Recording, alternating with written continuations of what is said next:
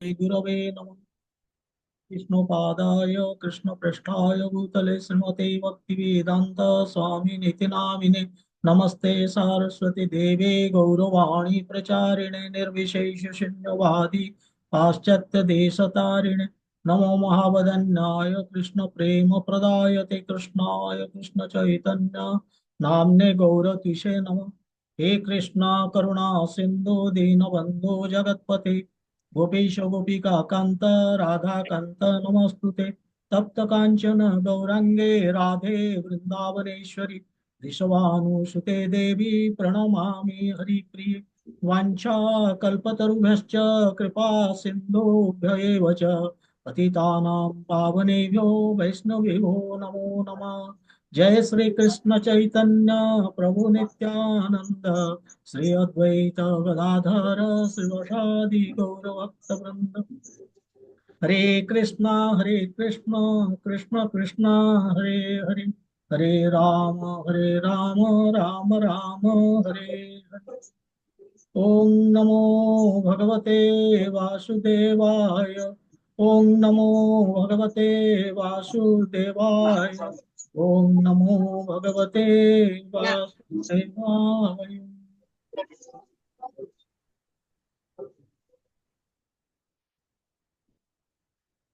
हरे कृष्ण। आज आमे एक नंबर श्लोक अध्याय एक आरंभ करिबा। ता पूर्वरु गीता माध्यमरे गोटे श्लोक अछि जे एक शास्त्रं देवकी पुत्र गीतम एक देव देवकी पुत्र एव एक मंत्रस्तस्य नामानि यानि कर्मापेक्यं तस्य देवस्य सेवा। तार अर्थ हूँ ए दुनिया रे गोटे मात्र शास्त्र हो से हूँ देवकी पुत्र स्वयं पुरुष परम पुरुषोत्तम भगवान श्रीकृष्णଙ୍କର श्रीमद् भगवत गीता। ए दुनिया रे जणिए भगवान से होचंती देवकी पुत्र से परम पुरुषोत्तम भगवान श्रीकृष्ण। ए दुनिया रे गोटे मात्र मंत्र केवल से तांकरी नाम नवा हरे कृष्ण कृष्ण कृष्ण हरे हरे राम राम राम हरे हरे। कर्मपेक्यम तस्य देवस्य सेवा।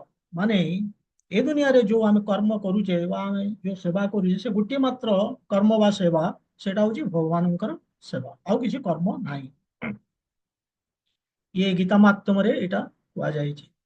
तबे जेतबेले शंकराचार्य श्रीपद शंकराचार्य जेतबेले बनारस जाउथिले तांकर साथी दଳଙ୍କୁ ନେଇକି ତାଙ୍କର ହଠାତ୍ ଏକ ଦୃଷ୍ଟି ଆକର୍ଷଣ ହେଲା ଯେ ଜଣେ ବୃଦ୍ଧ ଲୋକ ବୟସ୍କ ଲୋକ ସେ ବସିକି ଗ୍ରାମାର ରଟୁଛନ୍ତି। ତାକୁ ଦେଖିକି ତାଙ୍କର ବହୁତ ମନରେ ଦୁଃଖ ଆସିଲା। ସେଇଠି ସେ କହୁଛନ୍ତି ଯେ ଭଜ ଗୋବିନ୍ଦମ ଗୋବିନ୍ଦମ ଭଜ ମୂଢମତେ ସମ୍ପ୍ରାତେ ସନ୍ନିହିତ କାଲେ नहीं नहीं रक्षति दुकृंक रणे। माने ये जो ग्रामर पढ़ुचु ये रक्षा करिवनी केतबेले ना जेतबेले हमर मृत्यु समय आसुची ये तते रक्षा करिवनी किए रक्षा करिवो सेतबे कहउचंती तीन बार कहउचंती भज गोविंदम गोविंदम भज बुढ़ा मते। हे मूर्ख केवल एक ही भजन कर। माने केते इंपोर्टेंस भजन हमें श्री कृष्णଙ୍କର नाम नबा एटा निजे श्रीपद शंकराचार्य कहउचंती। एनिवे आमे वर्तमान जीवा प्रथम अध्याय जो अध्याय रे अर्जुन विषाद जोग एटा प्रथम अध्याय। एको काहे कि कहैछि जे अर्जुन विषाद जोग सेटा देखिबा। एक सेकंड।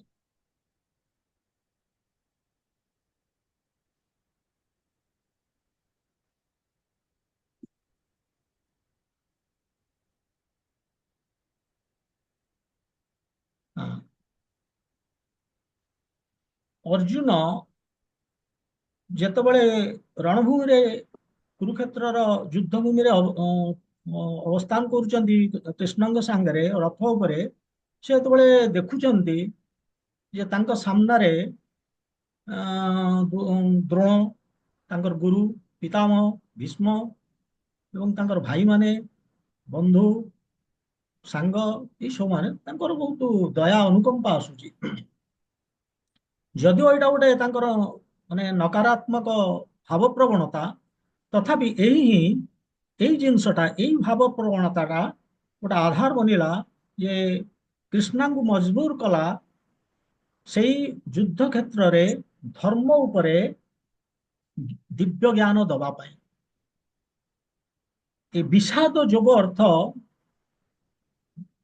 ମାନେ ଦୁଃଖ ଥିବା ଅର୍ଜୁନଙ୍କର ଯୋଉ ଦୁଃଖ ଅଛି, ସେ ଦୁଃଖରେ କନେକ୍ଟ ହଉଛନ୍ତି ଭଗବାନଙ୍କ ସାଙ୍ଗରେ ଦୁଃଖ ଦ୍ୱାରା। ଏମିତି ଅନେକ ଉପାୟ ଅଛି ଯୋଉ ଦ୍ୱାରା ଆମେ ଭଗବାନଙ୍କ ସାଙ୍ଗରେ କନେକ୍ଟ ହବା। ଏବଂ ଇଏ ହଉଛି ଗୋଟେ ଆଧ୍ୟାତ୍ମିକ ଯନ୍ତ୍ରଣା, ଯାହା ଫଳରେ ଆମେ ବେଳେ ବେଳେ କଣ ହୁଏ ନା ନିର୍ଣ୍ଣୟ ନେଇପାରୁନୁ। ଆମ ସାମ୍ନାରେ ଜଟିଳ ପରିସ୍ଥିତି, ଜଟିଳ ସମସ୍ୟା, କିନ୍ତୁ ଆମେ ନିର୍ଣ୍ଣୟ ନେଇପାରୁନେ। ସେଥିପାଇଁ ଆମକୁ ଇଏ ଯନ୍ତ୍ରଣା ହଉଛି, ତାକୁ କହନ୍ତି ଆଧ୍ୟାତ୍ମିକ ଯନ୍ତ୍ରଣା। କିନ୍ତୁ ଆମେ ତାକୁ ଅନୁଭବ କରିପାରୁନୁ, କାରଣ ସେ ଆମର ଆଧ୍ୟାତ୍ମିକ ଜ୍ଞାନ ଆମେ କେବେ ହେଲେ ପ୍ରଗତି ପାଇଁ କେବେ ଚେଷ୍ଟା କରିନେ। ତ ବର୍ତ୍ତମାନ ଆମେ ଚାପ୍ଟର 1 କୁ ଯିବା। ଇଏ ହଉଛି, ମୁଁ ବର୍ତ୍ତମାନ ଡିସପ୍ଲେ କରିବି ଆମର ଶ୍ଲୋକଟିକୁ। ଗୋଟେ ସେକେଣ୍ଡ।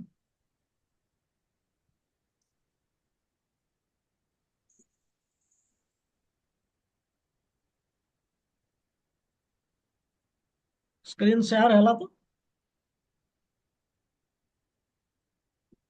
ଓକେ, ଏ ଶ୍ଲୋକଟି ହେଲା, ଧୃତରାଷ୍ଟ୍ର ଉବାଚ। ଏବଂ ଏଇ ଦେଖନ୍ତୁ, ଗୀତା ଗୋଟେ ଏଡେ ପୁଣ୍ୟ ଗ୍ରନ୍ଥ ଯୋଉଟା କି ଧୃତରାଷ୍ଟ୍ର ତାଙ୍କରି ଶ୍ଲୋକରେ ଆରମ୍ଭ ହଉଛି, କିନ୍ତୁ ତାର ବି ମହାତ୍ମ୍ୟ ରହିଛି। କାହିଁକି ନା ଏଇ ଧୃତରାଷ୍ଟ୍ରଙ୍କର ଏଇ ଯୋଉ ଶ୍ଲୋକଟି ମାନେ ମହାଭାରତର ଫୋକସ ଟା ବ୍ୟାଟଲ ଫିଲ୍ଡ କି ଯାଇଛି, ତେଣୁ ସେ ଦୃଷ୍ଟିରେ ବହୁତ ଗୁରୁତ୍ୱପୂର୍ଣ୍ଣ। ସେ କହୁଛନ୍ତି, କଣ କହୁଛନ୍ତି? ଧୃତରାଷ୍ଟ୍ର ଉବାଚ ଧର୍ମକ୍ଷେତ୍ରେ କୁରୁକ୍ଷେତ୍ରେ ସମବେତା ଯୁଯୁଶ୍ଚବ ମାମକାଃ ପାଣ୍ଡବାଶ୍ଚୈବ କିଂ ଅକୁର୍ବାତ ସଞ୍ଜୟ। ସେ କହୁଛନ୍ତି ଯେ ଧର୍ମକ୍ଷେତ୍ର ଯୋଉଟା, କୁରୁକ୍ଷେତ୍ର ଯୋଉଟା କି ଧର୍ମକ୍ଷେତ୍ର, ସେଠି ଏକଜୁଟ ହେଇଛନ୍ତି ଯୁଦ୍ଧ କରିବାକୁ। କିଏ? ମାମକାଃ, ମୋର ପୁଅମାନେ, ଏବଂ ପାଣ୍ଡବାଶ୍ଚୈବ, ପାଣ୍ଡୁ ପୁତ୍ର ମାନେ। ଆମେ ଗୀତା ପଢିଲେ ସବୁ ବୁଝୁ। ସେମାନେ କଣ ଆଉ କରୁ? ରାତି ହେଇଗଲାଣି ବୋଧେ। ଏଇଟା ଆଠଟା ହେଲା ହେଇଛି ନା? ତାଙ୍କର ଆଠଟା headline। ସେ ସାଇକେଲ ପଚାର, ପକେଇ ଆସେ। ତେବେ ଜଷ୍ଟ ଏ ଚାଳିଶ ମିନିଟ୍, ପକା ହବ। ମୁଁ ବର୍ତ୍ତମାନ ଏ ସେୟାର ଟିକୁ ବନ୍ଦ କରିଦଉଛି। ଆମେ ଜାଣିଦେଲେ ଆଉ ଥରେ ପଢିଦବା, ଯଦି ପଢିଦବା। ସବୁଟା ଦେଖା ଯାଉନି ତ। ଧର୍ମକ୍ଷେତ୍ରେ କୁରୁକ୍ଷେତ୍ରେ ସମବେତା ଯୁଯୁଶ୍ଚବ ସବୁଟା ତ ମାମକାଃ ଦେଖାଯିବ। ପାଣ୍ଡବାଶ୍ଚୈବ ଚାବି ଟିକେ ଆସେ ତ। କିଂବାତ ସଞ୍ଜୟ। ସେୟାର ଟିକୁ ବନ୍ଦ କରିଦେଲି।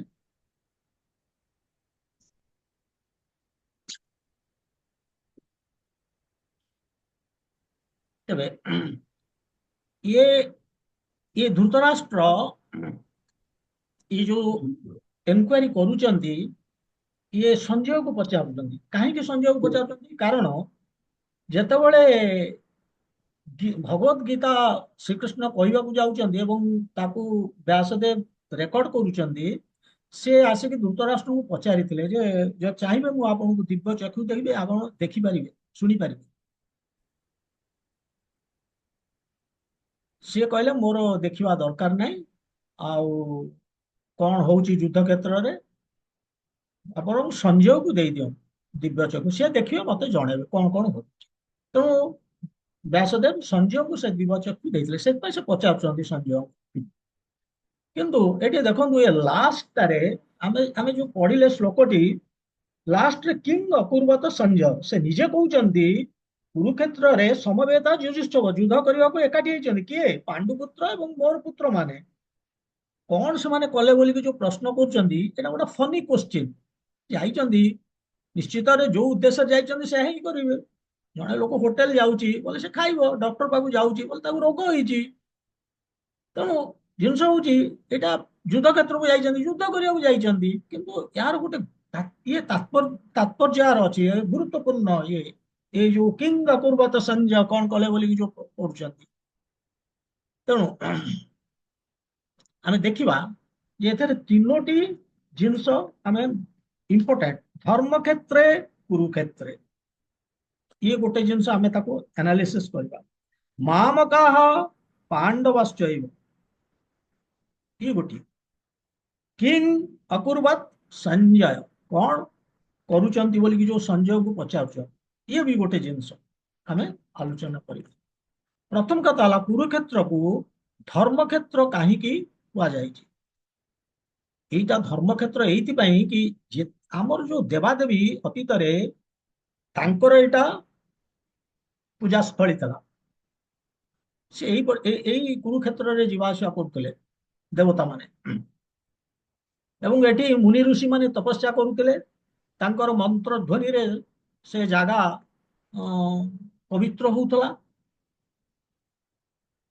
କିନ୍ତୁ ଏଥିରେ ଗୋଟେ ଇମ୍ପୋର୍ଟାଣ୍ଟ ଜିନିଷ ହଉଛି ଯେ ଏଠି କୁରୁ ବୋଲିକି ଜଣେ ରଜା ଥିଲେ। ସେଠି ତିନି ଚାରି ଖଣ୍ଡ ଯୋଉ କୁରୁକ୍ଷେତ୍ର ଆମେ ଦେଖୁଛେ, ସେ ତିନି ଚାରିଟା ସେତେବେଳେ ଛୋଟ ଛୋଟ ରାଜ୍ୟ ଥିଲା। ସେ ରାଜ୍ୟକୁ ସେ ଏକାଠି କରିଥିଲେ ଏବଂ କୁରୁକ୍ଷେତ୍ର ନାଁ ଦେଇଥିଲେ। ସେ କୁରୁ ରାଜା ଦିନେ ସେ ଏରିଆରେ ବୁଲୁଥିଲେ। ସେ କୁରୁ ରାଜା କଣ କଲେ ନା, ହଠାତ୍ ଯୋଉ ବୁଲୁଥିଲେ ତାଙ୍କର ଚ୍ୟାରିଅଟରେ, ରଥରେ, ସେ ରଥଟା ହଉଛି ସୁନାର, ସେ ଓହ୍ଲେଇ ପଡିଲେ। ଓହ୍ଲେଇକି ଗୋଟେ ସୁନା ବାହାର କରିକି ସେ କଣ କଲେ ନା, ଗୋଟେ ଫଳ ତିଆରି କଲେ।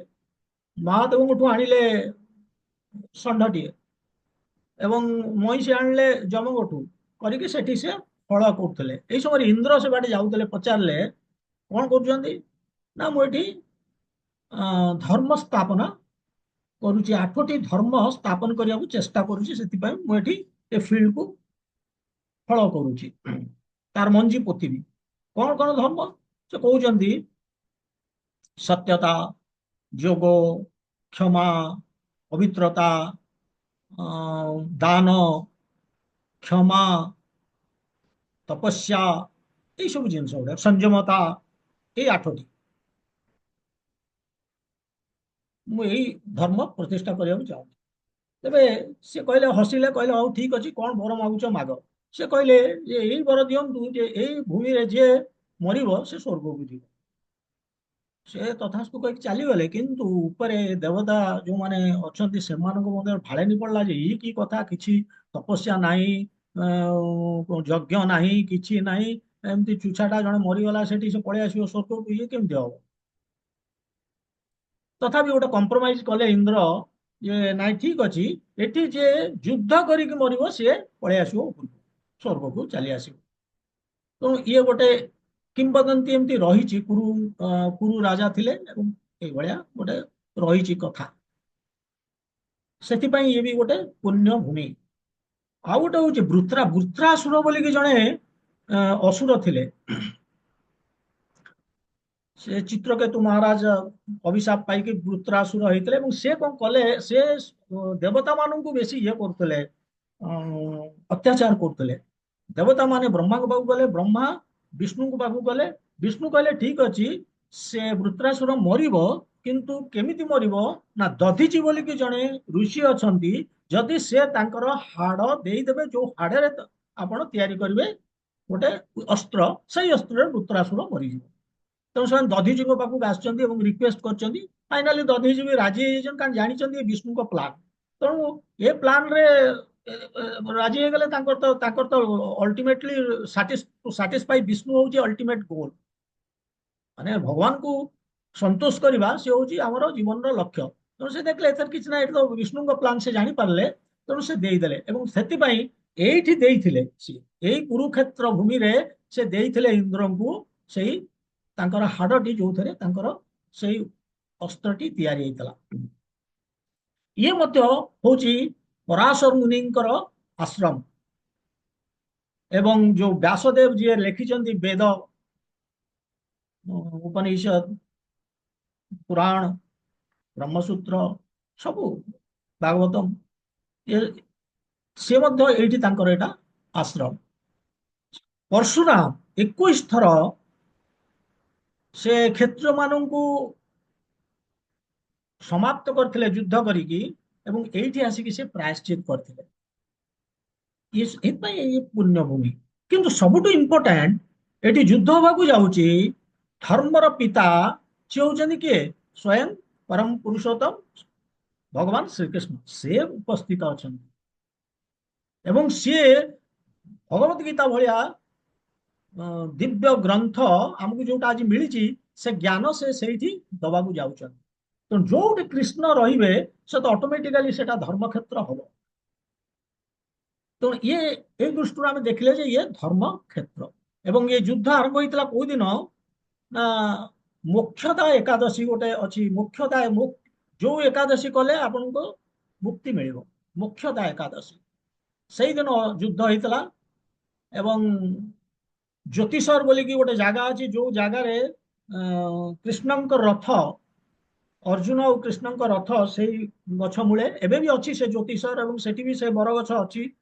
ଆଉ ସେଇଠି ଏ ଗୀତା ମାନେ ଭଗବତ ଗୀତା ଅର୍ଜୁନଙ୍କୁ ଶୁଣଉଛନ୍ତି। ଇଏ ହେଲା ବ୍ୟାକଗ୍ରାଉଣ୍ଡ।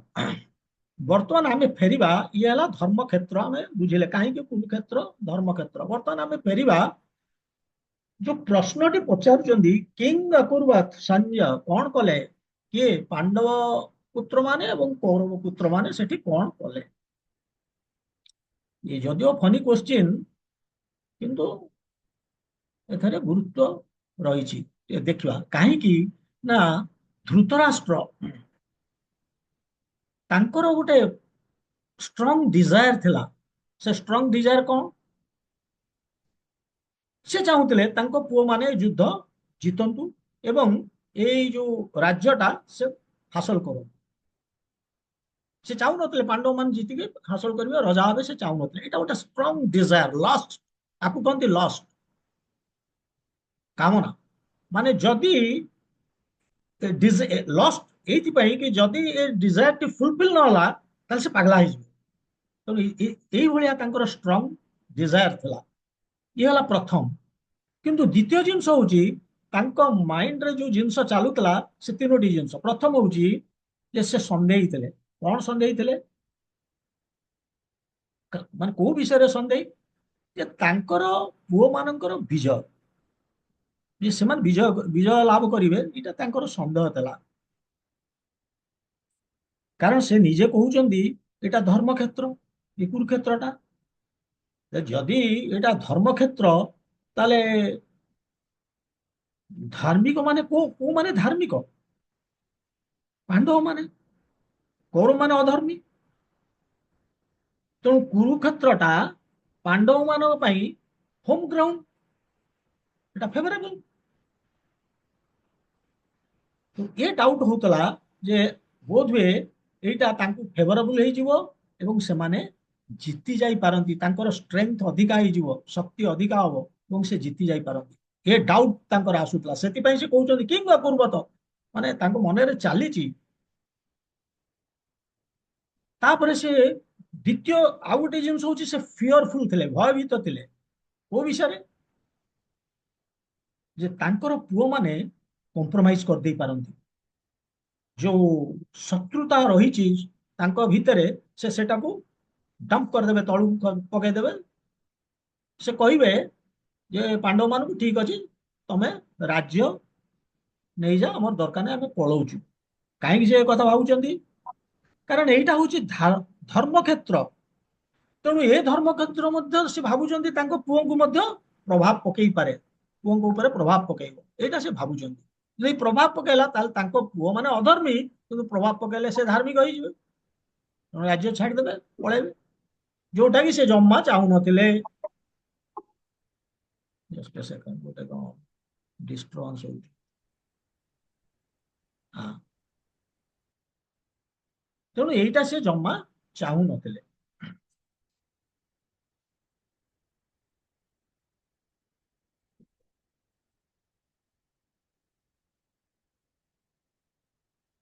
ତ ସେଥିପାଇଁ ସେ ଭୟଭୀତ ଥିଲେ। ଲାଷ୍ଟ ତାଙ୍କ ମାଇଣ୍ଡରେ ଯୋଉଟା ମାନେ ଚାଲିଥିଲା, ସେ ଆଶାବାଦୀ ବି ଥିଲେ। କଣ ଆଶାବାଦୀ ଥିଲେ? ଯେହେତୁ ଏଇଟା ହୋଲି ପ୍ଲେସ, ଧର୍ମକ୍ଷେତ୍ର, ପାଣ୍ଡବ ମାନେ ରାଜ୍ୟ ଛାଡି ଦେଇ ପାରନ୍ତି। ତାଙ୍କର ଦାବି, ରାଜ୍ୟ ପାଇଁ ଯୋଉ ଦାବିଟା ସେ ଛାଡିଦେବେ। କାହିଁକି ଛାଡିଦେବେ? ଦିଟା ଜିନିଷ ଧାର୍ମିକ ତ ତେଣୁ ସେମାନେ କଣ କରିବେ ନା ଏତେ ଗୁଡେ ଯୋଉ ଯୁଦ୍ଧ କଲେ ଏତେ ଗୁଡେ ରକ୍ତପାତ ହବ ବ୍ଲଡ ସେଡ୍ ଗୁଡେ ଫାମିଲି ଡେଷ୍ଟ୍ରୟ ହେଇଯିବେ କୁଳକ୍ଷୟ ଦୋଷ ଏଇଟା ମାନେ ସେ ଭାବିବେ ଯେ ଆମକୁ କୁଳକ୍ଷୟ ଦୋଷ ଲାଗିଯିବ ଆଉ ଏତେ ଗୁଡେ ବ୍ଲଡ ସେଡ୍ ମାନେ ଏଇଟା ଗୋଟେ ସିନଫୁଲ ରିଆକ୍ସନ ଆର ରହିବ ତେଣୁ ଏଇ ପାପରେ ଆମେ ପଶିବାନି ତେଣୁ ଏଇ କାରଣରୁ ସେମାନେ ଛାଡି ଦେଇ ପାରନ୍ତି ଏଇଭଳିଆ ମଧ୍ୟ ସେ ଭାବୁଛନ୍ତି ସେଥିପାଇଁ ସେ ଆଶାବାଦୀ ଥିଲେ ଏମାନେ ଛାଡି ଦେଇକି ପଳେଇବେ ଏବଂ ତେଣୁ ସବୁ ପ୍ରକାରର କଳ୍ପନା ଜଳ୍ପନା ତାଙ୍କ ମାଇଣ୍ଡରେ ଚାଲିଥିଲା ସେଥିପାଇଁ ସେ ଏଇଭଳିଆ ପ୍ରଶ୍ନଟିଏ ଯଦିଓ ପିଲାଳିଆ ସେ ପଚାରୁଛନ୍ତି କିନ୍ତୁ ସବୁଠୁ ଇମ୍ପୋର୍ଟାଣ୍ଟ ଜିନିଷ ଯୋଉଟା ତାଙ୍କ ମୁଣ୍ଡକୁ ଖାଉଥିଲା ସେଇଟା ପ୍ରଭୁପାଦ ପର୍ପଟରେ ଲେଖିଛନ୍ତି ସେଲା ପ୍ରଭୁପାଦ ସେ ପର୍ପଟରେ ସେଇଟା ମେନସନ କରିଛନ୍ତି ସେ କହୁଛନ୍ତି ଧର୍ମ କ୍ଷେତ୍ର କ୍ଷେତ୍ର ମାନେ କଣ ଫିଲ୍ଡ ଜମି ପଡିଆ ଫିଲ୍ଡ ତେଣୁ ଫିଲ୍ଡ ପ୍ୟାଡି ଫିଲ୍ଡରେ କଣ କରୁଛି କୃଷକ ପାଡି ଫିଲ୍ଡରେ ଯୋଉ ବାଳୁଙ୍ଗା ଗୁଡାକ ସେ ବାହାର କରିଦଉଛି ଏବଂ ଧାନ ରୋପଣ କରୁଛି ସେମିତି ଏଇଟା ଗୋଟେ ଫିଲ୍ଡ କ୍ଷେତ୍ର ଏଠି କଣ ହବ ନା ଭଗବାନ ଶ୍ରୀକୃଷ୍ଣ ଯିଏ ଧର୍ମର ପିତା ସେ ପ୍ରେଜେଣ୍ଟ ଅଛନ୍ତି ସିଏ କଣ କରିବେ ନା ଯେତେକ ବାଳୁଙ୍ଗା ଅଧର୍ମୀ ମାନେ ହିଁ ବାଳୁଙ୍ଗା ତେଣୁ ତାଙ୍କୁ ତାଙ୍କର ମୂଳୋତ୍ପାଟନ କରିବେ ତାଙ୍କୁ ଉପାଡ଼ିକି ଫୋପାଡ଼ି ଦେବେ ସେ ବାଳୁଙ୍ଗା ଗୁଡାକୁ ଏବଂ ଧାର୍ମିକ ମାନଙ୍କୁ ସ୍ଥାପନ କରିବେ ସେ ଧାର୍ମିକ କିଏ ପାଣ୍ଡବ ହେଡେଡ ବାଇ ଯୁଧିଷ୍ଠର ଏବଂ ଅଧର୍ମୀ କିଏ କୌରବ ହେଡେଡ ବାଇ ଦୁର୍ଯ୍ୟୋଧନ ତେଣୁ ଏଇ ଜିନିଷଟା ତାଙ୍କୁ ଖାଉଥିଲା ଯେ ଧର୍ମକ୍ଷେତ୍ର ଏଠି ଏଇ କ୍ଷେତ୍ରର ମିନିଂ ଏଇଆ ଆସୁଛି ତେଣୁ ଇଏ ଶ୍ରୀକୃଷ୍ଣ ଭଗବାନ ଏଠି ଧର୍ମର ସ୍ଥାପନା କରିବେ ତେଣୁ ଏଇଟା ତାଙ୍କ ମୁଣ୍ଡକୁ ଖାଉଥିଲା ସେଥିପାଇଁ ସେ ପ୍ରଶ୍ନ ପଚାରୁଥିଲେ ଆଉ ଗୋଟେ ଦେଖିବା ଏଇ ଶ୍ଲୋକରେ ମୋଷ୍ଟ ଇମ୍ପୋର୍ଟାଣ୍ଟ ଏଇ ହଉଛି ମାନେ ଦୁଃଖର କାରଣ ମହାମକାହ ପାଣ୍ଡବାଶ୍ଚୈବ ମୋର ପୁତ୍ର ମାନେ ଏବଂ ପାଣ୍ଡୁ ପୁତ୍ର ମାନେ ମାନେ ଦେଖନ୍ତୁ କି ପ୍ରକାର ମାନସିକତା ମାନେ ଆମେ ସେମାନେ ଏଇଭଳିଆ ଯୋଉଟା ଏଇଟା ଗୋଟେ ଗୋଟେ ପ୍ରକାରର ଅଲଗାବାଦୀ ମାନସିକତା ତାଙ୍କୁ ଅଲଗା କରିଦଉଛନ୍ତି ଏବଂ ଏଇ ଯୋଉ ମାନସିକତାଟା ପାଇଁ କୌଣସି କାରଣ ବି ନାହିଁ କାହିଁକି ନା ପାଣ୍ଡବ ମାନେ ଜେନେରାଲି ଧୃତରାଷ୍ଟ୍ରଙ୍କୁ ବହୁତ ସମ୍ମାନ କରନ୍ତି ଏବଂ ତାଙ୍କୁ ମଧ୍ୟ ମାନନ୍ତି ବହୁତ ଓବିଡିଏଣ୍ଟ ଆଉ ସେମାନେ ମଧ୍ୟ କୁରୁ ଫ୍ୟାମିଲିର କୁରୁ ପରିବାରର ହିଁ ଅଂଶ ଏବଂ ତାଙ୍କ ପାଣ୍ଡୁ ଯିଏ ଧୃତରାଷ୍ଟ୍ରଙ୍କର ଭାଇ ଯିଏ ପାଣ୍ଡୁ ତାଙ୍କରି ପୁଅ ମାନେ ଏବଂ ଦାଟ ସିଏ ହଉଛନ୍ତି ଆଜି ବାପ ଛେଉଣ୍ଡ ମାନେ ସବୁ ପ୍ଲସ ପଏଣ୍ଟ ଅଛି ବରଂ ତାଙ୍କୁ ଅଲଗା ନ କରିବା ପାଇଁ ବାପ ଛେଉଣ୍ଡ ମାନେ କଣ ସେ ତ ପାଣ୍ଡୁ ତ ଦେଇକି ଯାଇଥିଲେ ରାଜ୍ୟ କାହାକୁ ଧୃତରାଷ୍ଟ୍ରଙ୍କୁ ଯେ ମୁଁ ଜଙ୍ଗଲ ଯାଉଛି ତମେ ରାଜ୍ୟ ଚଳଉଥା ତମ ରଜା କରିକି ଯାଇଥିଲେ ତେଣୁ ଦାବିଦାର ହଉଛନ୍ତି ପାଣ୍ଡୁ ପୁତ୍ର ମାନେ ରାଜ୍ୟର ଦାବିଦାର କିନ୍ତୁ ସେ ପାଣ୍ଡୁ ପୁତ୍ରଙ୍କୁ ଅଲଗା କରିଦଉଛନ୍ତି ତାଙ୍କ ପ୍ରତି ବରଂ ବାପ ଛେଉଣ୍ଡ ପିଲା ତାଙ୍କ ପ୍ରତି ସିମ୍ପାତି ଆସିବା କଥା କାରଣ ଆଜି ବାପା ଯଦି କିଏ ତାଙ୍କର ସାମ୍ନାରେ ସେଇ ଧୃତରାଷ୍ଟ୍ର କିନ୍ତୁ ତାଙ୍କୁ ଅଲଗା କରିଦେଲେ କିନ୍ତୁ ଅପର ପକ୍ଷରେ ଆମେ ଦେଖିବା ଯେ ଦୁର୍ଯ୍ୟୋଧନ ଯିଏକି ଅହଙ୍କାରୀ ଅଧର୍ମୀ ଛଳ କପଟରେ ପରିପୂର୍ଣ୍ଣ ତାଙ୍କ କେବଳ ହୃଦୟରେ ଛଳ କପଟ ହିଁ ରହିଛି ଲୋଭୀ ବହୁତ ଗଲତ ଡିସିସନ୍ସ ନେଇଛନ୍ତି ଖାଲି ସେତିକି ନୁହେଁ ବାପାଙ୍କୁ ମଧ୍ୟ ସେ ସମ୍ମାନ ଦିଅନ୍ତିନି ଧୃତରାଷ୍ଟ୍ରଙ୍କୁ ତାଙ୍କୁ ଅନ୍ଧପୁତ୍ର ଅନ୍ଧ ରାଜା ବୋଲିକି ସମ୍ବୋଧନ କରନ୍ତି ତାଙ୍କ ପଛରେ ଥଟ୍ଟା ତାମସା ବି କରନ୍ତି ସମ୍ମାନ ଦିଅନ୍ତିନି କୌଣସି ରିଜନ ନାହିଁ ଯୋଉ ମାନସିକତାଟା ସେ ରଖିକି ତାକୁ ଅଲଗା କରିଦଉଛନ୍ତି ଏବଂ ଏପଟେ ତାଙ୍କୁ ପ୍ରାଧାନ୍ୟ ଦଉଛନ୍ତି କୌଣସି ରିଜନ ନାହିଁ କିନ୍ତୁ ସେ ଏଇଭଳିଆ ତାଙ୍କର ମାନସିକତା ଆମେ ଦେଖିବାକୁ ପାଇଲେ। କାହିଁକି? କାରଣ ତାଙ୍କର ପୁଅମାନଙ୍କ ପ୍ରତି ଆସକ୍ତି ବେଶୀ ଥିଲା। ସେ ପୁତ୍ରାନ୍ଧ, ଏମିତି ତ ଜନ୍ମରୁ ସେ ଅନ୍ଧ, କିନ୍ତୁ ଆସକ୍ତି ଦ୍ୱାରା ସେ ଅନ୍ଧ ହେବାକୁ ଚେଷ୍ଟା କରିଛନ୍ତି। ଯଦିଓ ସେ ଜାଣିଥିଲେ ଯେ ଦୁର୍ଯ୍ୟୋଧନ ଗଲତ ସାଇଡରେ ଅଛନ୍ତି, ଗଲତ କାମ କରୁଛନ୍ତି, ଏବଂ ସେ ଯୋଉ କାମ କରୁଛନ୍ତି ସାମ୍ରାଜ୍ୟ ପତନ ହବାର କାରଣ ସେଇ ହେବେ। ସେ ଯଦି ଆଜି ତାଙ୍କୁ ନ ରଖିବେ ତାହେଲେ ତାଙ୍କର ସମାପ୍ତି ହବ। ସିଏ ଆଉ ତାଙ୍କ ଭାଇମାନେ ଦୁନିଆରୁ ଚାଲିଯିବେ। ରାଜ୍ୟ ଭୋଗ କରିବା ଦୂରେ ଥାଉ, ସେମାନେ ରହିବେନି। ଏଇଟା ତେଣୁ ତାଙ୍କୁ ସେ ରୋକିବା କଥା। କୃଷ୍ଣ ଯେତେବେଳେ ଯାଇଥିଲେ ଦୂତ ହେଇକି, ସେଠି ମଧ୍ୟ ଧୃତରାଷ୍ଟ୍ରଙ୍କୁ ସେ ଲାଷ୍ଟକୁ କହିଲେ ଯେ କଣ୍ଟ୍ରୋଲ ୟୁର ସନ୍। ସେ କହିଲେ they are not in under my control. ସେଥିପାଇଁ କୃଷ୍ଣା କହିଲେ ଯେ ପିତାମହ ଭୀଷ୍ମଙ୍କୁ, ଦେଖ ରାଜା ହେଇକି ସେ କହୁଛନ୍ତି ଯେ ମୋ କଣ୍ଟ୍ରୋଲରେ ସେମାନେ ନାହାନ୍ତି। ଇଏ ହେଲା ପ୍ରଥମ, ସେ ପୁତ୍ରାନ୍ଧ।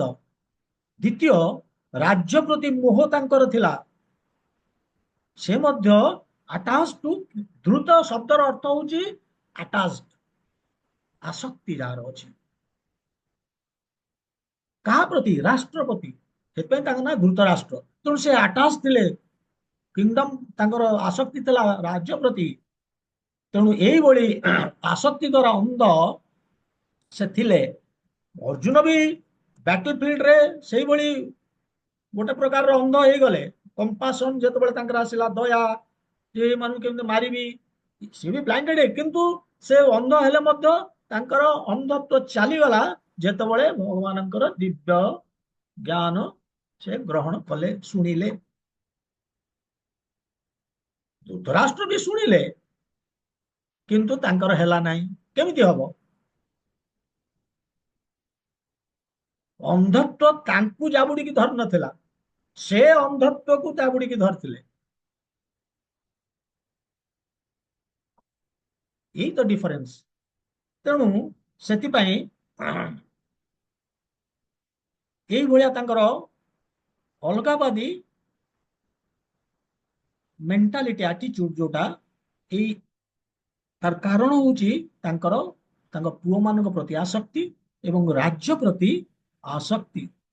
ଭଗବାନ ଗୀତାରେ ମଧ୍ୟ କହିଛନ୍ତି ଯେ ସଙ୍ଗାତ ସଞ୍ଜାୟତ କାମ, ମାନେ ଲଷ୍ଟ ଯୋଉଟା, ଷ୍ଟ୍ରଙ୍ଗ ଡିଜାୟାର, ସେଟା କୋଉଠୁ ଆସୁଛି? ଆସକ୍ତିରୁ ଆସୁଛି। କାମାତ କ୍ରୋଧ ଅଭିଜାୟତେ, କାମରୁ ଯଦି ସାଟିସ୍ଫାଇଡ ନହେଲା କ୍ରୋଧ ଆସିବ। କ୍ରୋଧାତ ଭବତି ସମ୍ମୋହ, ଯେତେବେଳେ କ୍ରୋଧ ଆସିବ ତମ ଆଉ ଆମର ମାନେ ଡିସ୍କ୍ରିମିନେଟିଂ କାପାସିଟି, କୋଉଟା ଠିକ କୋଉଟା ଭୁଲ ଜାଣିବା ରହିବନି, ଚାଲିଯିବ। ସମ୍ମୋହାତ ସ୍ମୃତି ବିଭ୍ରମ, ଯେତେବେଳେ ଆମର ଏଇଭଳିଆ ଡିସ୍କ୍ରିମିନେଟିଂ ମୋହ ଆସିଗଲା, ଡିସ୍କ୍ରିମିନେଟିଂ ପାୱାର ଚାଲିଗଲା, ଆମେ କୋଉଟା ଠିକ ଭୁଲ ଜାଣିପାରୁନେ, ତାହେଲେ କଣ ହବ? ଆମର ମେମୋରି ନଷ୍ଟ ହେଇଯିବ, ସ୍ମୃତି ଶକ୍ତି ନଷ୍ଟ ହେଇଯିବ। ସ୍ମୃତି ନଷ୍ଟ ହେଲେ କଣ ହବ? ସ୍ମୃତି ବଂଶାତ ବୁଦ୍ଧି ନାଶ, ବୁଦ୍ଧି ନାଶାତ ପ୍ରଣଶ୍ୟତି, ମାନେ ଖସିଗଲ, ତଳକୁ ଖସିଗଲ। ଏଇଭଳିଆ ତଳକୁ ସେ ଖସିଛନ୍ତି। ତାଙ୍କର ଏଇ ଆସକ୍ତି କେମିତି ତାଙ୍କୁ ଗୋଟେ ସାଇକ୍ଲିକ ଏଫେକ୍ଟରେ ତଳକୁ ନେଇ ନେଇ ଚାଲି ଯାଉଛି, ତଳକୁ ଖସିଛନ୍ତି। ତେଣୁ ଏଇ ଯୋଉ ଆସକ୍ତି ଆଉ ଏଇ ଅଲଗାବାଦୀ ମେଣ୍ଟାଲିଟି, ଏଇ ଦୁଇଟି ହିଁ ତାଙ୍କର କାରଣ ହେଲା ମହାଭାରତ ଯୁଦ୍ଧର କାରଣ, ଏଇ ଦୁଇଟି। ଏବଂ ଇଏ ମଧ୍ୟ ସତର୍କ କରିଦଉଛି ଆମକୁ ଏଇ ମାନସିକତା ପରିତ୍ୟାଗ କରିବା ପାଇଁ।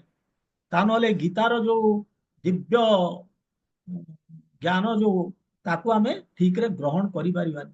ଆମକୁ ପ୍ରଥମେ ଆସକ୍ତି ଆଉ ଏଇ ଯୋଉ ଅଲଗାବାଦୀ ମେଣ୍ଟାଲିଟି, ଏ ଆମକୁ ପରିହାର କରିବାକୁ ପଡିବ। ତେଣୁ ଏଇଭଳିଆ ଯୋଉ ମାଇ ସନ୍ସ ପାଣ୍ଡୁ ସନ୍ସ ମାମକା ମାମକା ପାଣ୍ଡବଶ୍ଚୈବ, ଏଇଭଳିଆ ଯୋଉ ଜିନିଷଟା ସେ କହୁଛନ୍ତି, ଏଥିରେ ଜଣା ପଡୁଛି ତାଙ୍କ ହୃଦୟ ଭିତରେ କେତେ ଘୃଣା ଭରି ରହିଛି ପଣ୍ଡୁଙ୍କର ପାଣ୍ଡବଙ୍କ ପ୍ରତି। ତାଙ୍କ ହୃଦୟରେ ଛଳ କପଟତା ଏଇ ସବୁ ଜିନିଷ ଭରି ରହିଛି।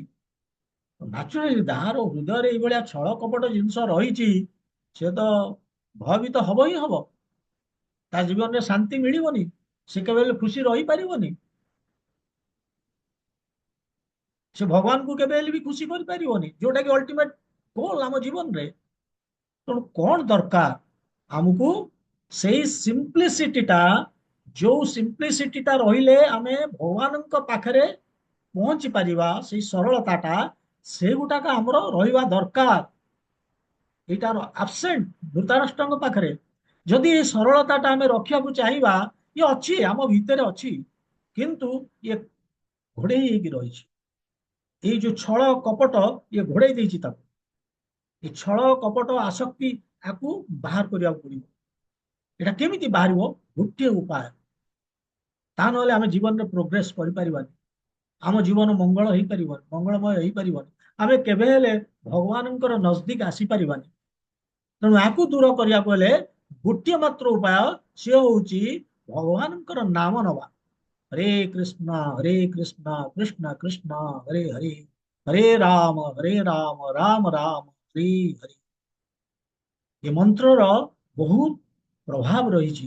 ଏ ମନ୍ତ୍ର ଯେତେବେଳେ ଆମେ ଉଚ୍ଚାରଣ କରୁଛେ, ଇଏ ହଉଛି ସାଉଣ୍ଡ ଭାଇବ୍ରେସନ, ଶବ୍ଦ ଧ୍ୱନି। ଯୋଉ ଧ୍ୱନି ଆଉ କେହି ନୁହେଁ, କେବଳ ଭଗବାନଙ୍କର ନାଁକୁ ଆମେ ଭିତରେ ପୁରଉଛେ। ଆମର ହୃଦୟ ଭିତରେ ପରମାତ୍ମା ନିଜେ ଅଛନ୍ତି, ଶ୍ରୀକୃଷ୍ଣ ନିଜେ ଅଛନ୍ତି ଭିତରେ ପରମାତ୍ମା ରୂପେ। ସେ ଯେତେବେଳେ ଶୁଣିବେ ଯେ ଆରେ ମତେ ଡାକୁଛି, ନାଚୁରାଲି ସେ ତାର କିଛି ଯୋଜନା କରିବେ କଣ ପାଇଁ ଡାକୁଛି। ତାଙ୍କୁ ଡାକିଲା ଅର୍ଥ, ସେ ମଇଳା ଯୋଉ ଆମ ଭିତରେ ଅଛି, ଏଇ ଯୋଉ ଧୃତରାଷ୍ଟ୍ରଙ୍କର ଯୋଉ ମଇଳା, ଛଳ କପଟ, ଆସକ୍ତି,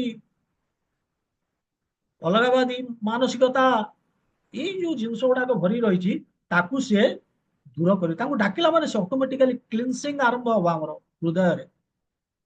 ତାହେଲେ ଆମର ସରଳତା ଆସିବ। ଇଏ ହେଲା ଏ ଭଗବତ ଗୀତାରେ ଆଜିର ଶ୍ଲୋକର ଇଏ ଇମ୍ପୋର୍ଟାଣ୍ଟ ଲେସନ। ଆଉ ଏଥିରେ ଦେଖନ୍ତୁ, ଇଏ ଗୋଟିଏ ଖାଲି ଧର୍ମ ଶବ୍ଦଟା ଏଇଠି ଆରମ୍ଭ ହେଲା। ଏବଂ ଏ ଧର୍ମ ମଧ୍ୟ ପଚାରିବେ ଅର୍ଜୁନ ଦ୍ୱିତୀୟ ଅଧ୍ୟାୟରେ ପଚାରିବେ, ଯେତେବେଳେ ସେ କନଫ୍ୟୁଜନ ତାଙ୍କର ହବ, ସନ୍ଦେହ, କଣ ସେ କରିବେ, କଣ ଡିସିସନ ନେବେ, ସେ ମାରିବେ କି ନ ମାରିବେ ସେ ଜାଣିପାରୁନାହାନ୍ତି। କାରଣ ସେ ବହୁତ ପଏଣ୍ଟ ରଖିଥିବେ, ଆମେ ଆଗକୁ ଗଲେ ଜାଣିବା। ତାଙ୍କ ମାଇଣ୍ଡରେ ବିଭିନ୍ନ ପଏଣ୍ଟ ଅଛି, ସେ ଭଗବାନଙ୍କ ପାଖରେ ରଖିବେ, ଉପସ୍ଥାପନ କରିବେ ଯେ ନା ଏ ପଏଣ୍ଟ ଯୋଗୁଁ ମୁଁ ଆଗକୁ ବଢି ପାରୁନି, ତେଣୁ ମତେ କହ ହ୍ୱାଟ ଇଜ ମାଇ ଧର୍ମ।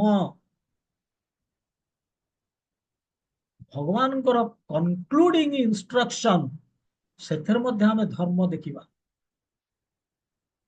ସର୍ବଧର୍ମମ ପରିତ୍ୟଜ୍ୟ ମାମ୍ ଏକ ଶରଣଂ ବ୍ରଜ, ସେଠି କହୁଛନ୍ତି। ସେଠି ମଧ୍ୟ ଆମେ ଦେଖିବା। ତେଣୁ ଧର୍ମ ଶବ୍ଦଟି ଭାରି ଇମ୍ପୋର୍ଟାଣ୍ଟ। ତାକୁ ଆମେ ପୁଣି ଆଲୋଚନା କରିବା, ଧର୍ମ ଅର୍ଥ କଣ। କେତେବେଳେ ଯେତେବେଳେ ଆଉ ଆସିବ, ଦ୍ୱିତୀୟ ନମ୍ବର ଆସିଲେ ମୁଁ ସେଇଠି କହିବି ଆକ୍ଚୁଆଲି ଧର୍ମଟା କଣ। ତେଣୁ ଇଏ ହେଲା ଧର୍ମ ସମ୍ବାଦ। ଏବଂ ଆମେ ଆଜି ଏଇ ଶ୍ଲୋକଟି ସମାପ୍ତ କଲେ। ଆମେ ଯେତେବେଳେ ନେକ୍ସଟ ଶ୍ଲୋକକୁ ଯିବା ଏଇ ଚାପ୍ଟରରେ, ସେଗୁଡିକ ବେଶୀ ସମୟ ନେବନି। କାହିଁକି? ହୁଏତ 2-3ଟା ଶ୍ଲୋକ ଆମେ କରିପାରିବା। କାହିଁକି ନା ଏଥିରେ ଇଏ ଯୁଦ୍ଧ ପ୍ରସ୍ତୁତି। ଅର୍ଜୁନ ଦେଖୁଛନ୍ତି ସେଠି କିଏ କିଏ ଅଛନ୍ତି, ଗୋଟେ ଶ୍ଲୋକରେ ଏଭଳିଆ ଆସିବ, କଣ ତାଙ୍କର ମାଇଣ୍ଡରେ ଆସୁଛି, କଣ ସେ କୃଷ୍ଣଙ୍କୁ କହୁଛନ୍ତି, କୃଷ୍ଣ କଣ ତାର ଆକ୍ସନ ନଉଛନ୍ତି ତାଙ୍କ କହିବା ଅନୁସାରେ। ଏଇ ସବୁ ଗୁଡାକ ଆମେ ଦେଖିବା ଧୀରେ ଧୀରେ। ତେଣୁ ଏଗୁଡା ବେଶୀ ସମୟ ଲାଗିବନି। ଆମେ ଆଜି ଏଇଟା ଟିକେ ସମୟ ଲାଗିବ ବୋଲିକି ଆମେ ପୁରା ନେଇଗଲେ ଗୋଟେ କ୍ଲାସ। କିନ୍ତୁ କିନ୍ତୁ ଏମିତି ମଝିରେ ମଝିରେ ଆସିବ, ଗୋଟେ ଗୋଟେ ଶ୍ଲୋକ ଆସିବ ଯୋଉଟା କି ନବ ସମୟ ନବ।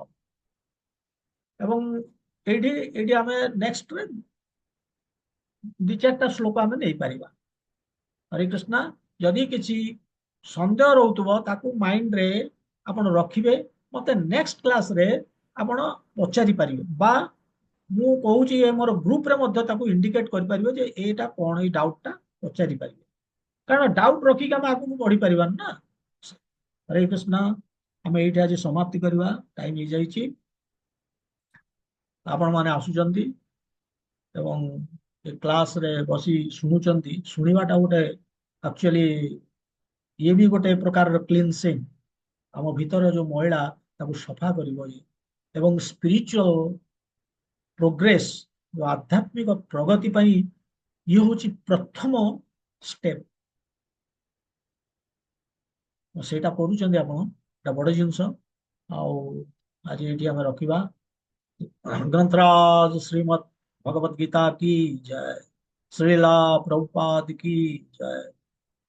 गौर भक्त वृंद की जय। हरे कृष्ण। Thank you.